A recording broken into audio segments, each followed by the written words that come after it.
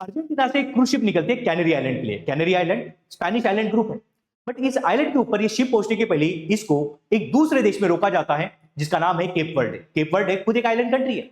अभी शिप के ऊपर के जितने भी पैसेंजर्स है इन्हें जमीन के ऊपर उतरने देना है या नहीं है, इसके बारे में सोच विचार चल रहा है। अभी भला ऐसा क्यों हो रहा है कि किसी शिप के ऊपर के जो पैसेंजर्स है उन्हें उतरने दिया नहीं जा रहा है? तो उसका एक रीजन है, वो है कि शिप के ऊपर के तीन ऐसे पैसेंजर्स हैं जिनकी मौत हो चुकी है और उसका कारण है हैंटा वायरस। तो ऐसी आशंका जताई जा रही है कि शायद इन पैसेंजर के बीच में यह हैंटा वायरस फैल चुका है, उनको भी इंफेक्शन हो चुका है और इन्हें अभी जमीन के ऊपर उतरने देना है या उसके पहले उनको प्रॉपर चेकअप करके उसका इंस्पेक्शन करके उन्हें फिर ट्रीटमेंट के लिए लेके जाना है। इसके कारण ये शिप वैसे ही डॉक करी गई है। तो हम लोग जानते हैं कि हैंटा वायरस कितना खतरनाक है, कितना जानलेवा है। तो सबसे पहले हम लोग समझते हैं हैंटा वायरस का न्यूज। हैंटा वायरस आउटब्रेक किल्स 3 इन अटलांटिक क्रूज शिप। तो बेसिकली ये शिप जो है वो अटलांटिक ओशन के थ्रू अर्जेंटीना से स्पेन जा रही थी, तो इसके बीच के जर्नी में ही 3 लोगों की मौत हो जाती है। तो ये जो न्यूज है वो हमें समझना जरूरी था। उसके बाद हम लोग समझते हैं कि एग्जैक्टली क्या हुआ है। तो देखिए, जो शिप आप देख पा रहे हो उसका नाम है एमवी होंडियस। तो ये एमवी होंडियस जो शिप है ये अर्जेंटीना का एक पोर्ट है जो दक्षिणी अर्जेंटीना है वहां से वो स्टार्ट करके है, जिसका नाम है उशुइया।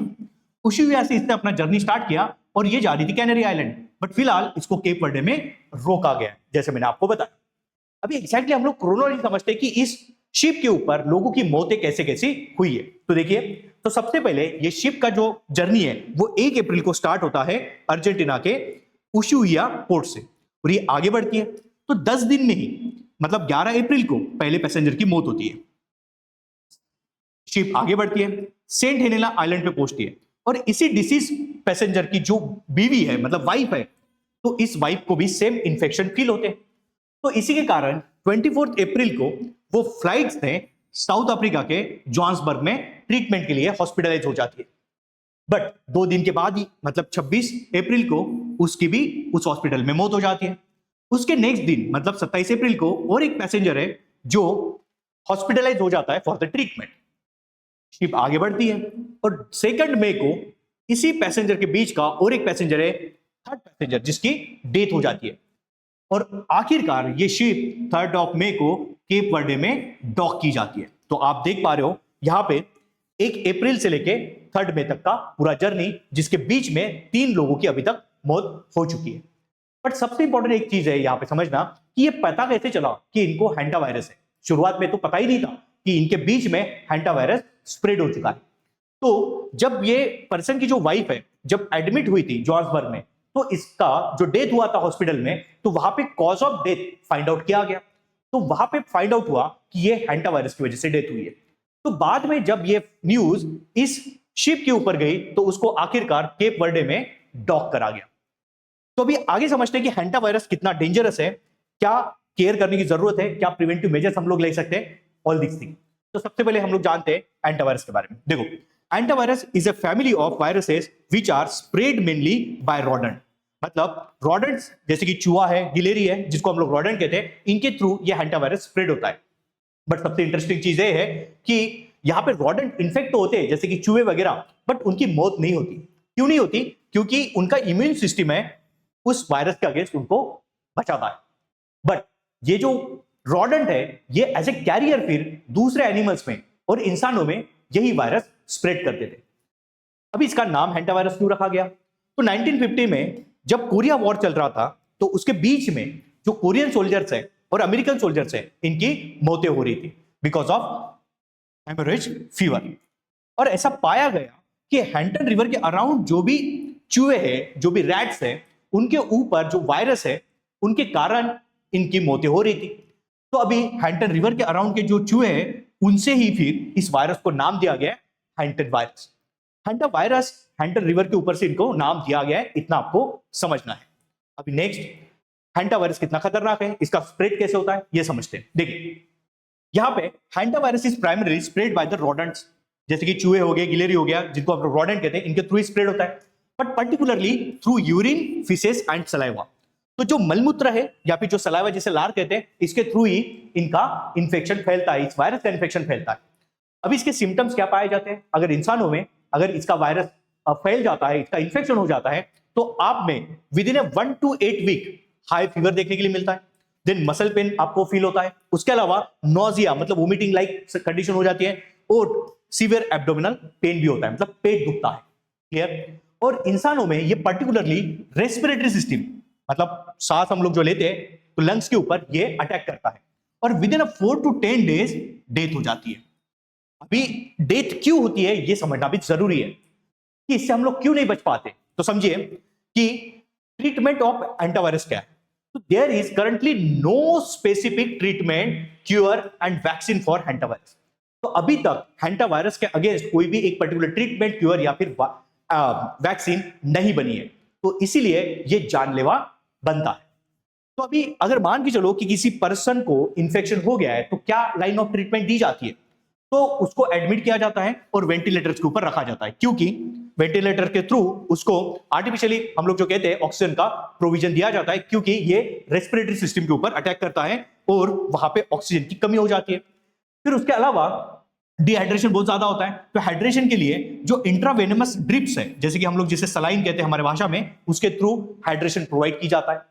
जैसे मैंने आपको कहा कि इस वायरस के अगेंस्ट कोई पर्टिकुलर ट्रीटमेंट है ही नहीं, कोई आपका वैक्सीन है नहीं, तो फिर कैसे बच सकते हैं? तो सबसे पहले इंपॉर्टेंट है अर्ली डिटेक्शन।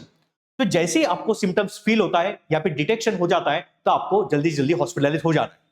हॉस्पिटलाइज होने के बाद आपको इंटेंसिव केयर अगर मिलता है तो शायद आपकी जान बच जाएगी। तो early detection, timely medical care and intensive care support के कारण शायद आपकी जान बच सकती है।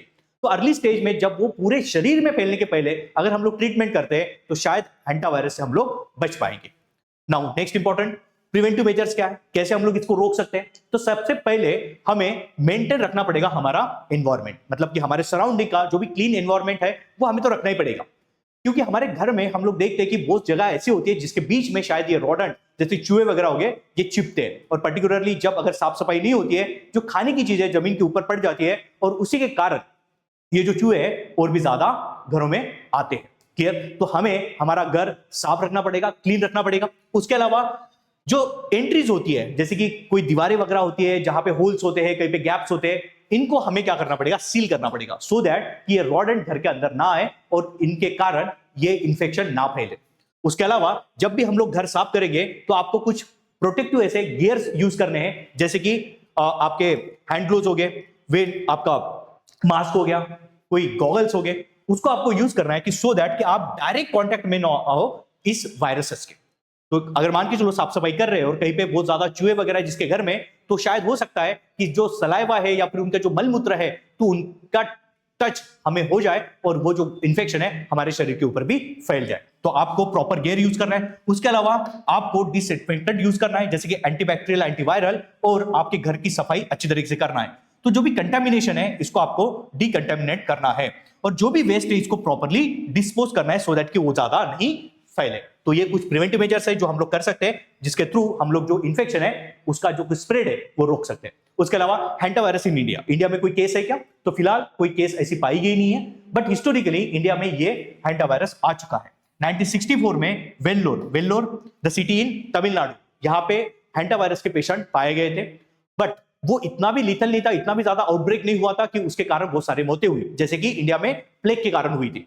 तो इंडिया में फिलहाल डरने की कोई जरूरी नहीं है, अभी डरना, बहुत ज्यादा पैनिक होने की कोई नीड नहीं है। बट सबसे इंपॉर्टेंट चीज है कि सबसे ज्यादा अभी इंडिया के लोग ट्रैवल करते हैं, तो उसके कारण हो सकता है कि जो पैसेंजर या फिर हमारे देश के जो लोग हैं वो अगर यूरोपियन कंट्री जा रहे हैं या फिर साउथ अमेरिकन कंट्री जा रहे हैं, जैसे अर्जेंटीना हो गया, चिली हो गया, तो शायद वहां से ये वायरस इंडिया में भी आ सकता है, जैसे कोरोना इंडिया में आया था। तो इसीलिए प्रिकॉशनरी मेजर लेना बड़ा जरूरी है। सोशल डिस्टेंसिंग रखें, प्रॉपरली डिसइंफेक्ट करना है हमारे बॉडी को, जैसे कि सैनिटाइजर वगैरह है, इसे यूज करना है, सो दैट कि हम लोग इससे इम्यून रहे, इसका इंफेक्शन ना फैले। तो आई होप कि आपको इसके बारे में जानकारी मिली होगी कि एग्जैक्टली हैंटावायरस क्या है।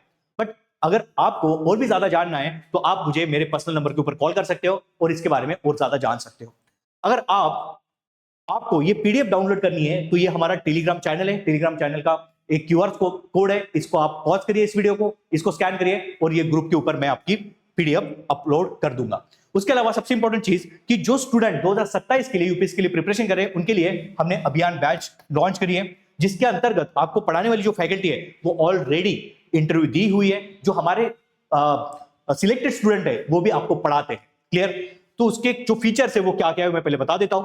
तो प्रीलिम, मेंस और इंटरव्यू ऐसा पूरा हमारा इंटीग्रेटेड बैच रहेगा। उसके अंतर्गत जो लाइव लेक्चर्स है, जो स्टूडेंट ऑनलाइन बैच ज्वाइन करेंगे या फिर ऑफलाइन के भी स्टूडेंट है, उनको हम लोग लाइव फैसिलिटी प्रोवाइड करते हैं। और सबसे इंपॉर्टेंट चीज है कि जो भी बैच का ड्यूरेशन रहेगा 1 साल 2 साल, उसके बाद जो भी रिकॉर्डिंग्स आपको मिलेगी वो अनलिमिटेड टाइम के लिए, जब तक आपका सिलेक्शन होता नहीं तब के, मतलब लाइफ टाइम वैलिडिटी उस रिकॉर्डिंग की आपके लिए अवेलेबल रहेगी। बेसिक टू एडवांस अंडरस्टैंडिंग हम लोग कराते हैं, एनसीईआरटी कवरेज उसमें कराया जाएगा, आंसर राइटिंग प्रैक्टिस कराएगी which is very important for the mains. Then PYQ analysis किया जाएगा फॉर द इफेक्टिव स्टडी।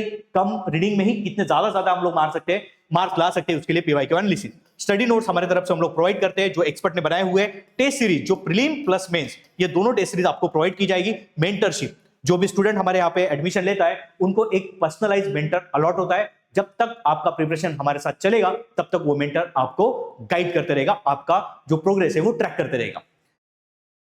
उसके अलावा जो स्टूडेंट घर से प्रिपेयर करते हैं उनके लिए हमने हमारा ऐप अवेलेबल करा के दिया है, जो Google play as well as play store दोनों प्लेटफॉर्म के ऊपर अवेलेबल है, जिसमें हम लोग high notes, NCERT and state books, current affairs, mind map, syllabus, quiz और बहुत सारी चीजें प्रोवाइड करते हैं। तो आप गूगल प्ले के ऊपर जाते हुए या फिर ऐप स्टोर के ऊपर जाते हुए ये ऐप डाउनलोड कर सकते हो और आपका स्टडी मटेरियल डाउनलोड कर सकते हो।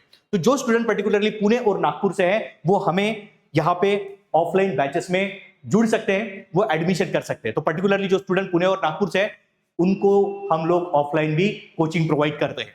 उसके अलावा जो स्टूडेंट को और भी कुछ जानना है तो वो ऑफिशियल नंबर के ऊपर कॉल करके जानकारी ले सकते हैं। ये हमारा ऑफिशियल नंबर है। उसके अलावा ये ऑफिशियल वेबसाइट है, इसके ऊपर विजिट करके आप फ्री मटेरियल डाउनलोड कर सकते हो, स्टडी मटेरियल। आई होप कि आपको इस वीडियो से हैंटा वायरस के बारे में इंफॉर्मेशन मिली हुई। अगर इसी तरीके के वीडियो आपको देखना है तो इस चैनल को सब्सक्राइब करिए, इस वीडियो को लाइक करिए और ज्यादा से ज्यादा लोगों तक स्प्रेड करिए। Thank you very much.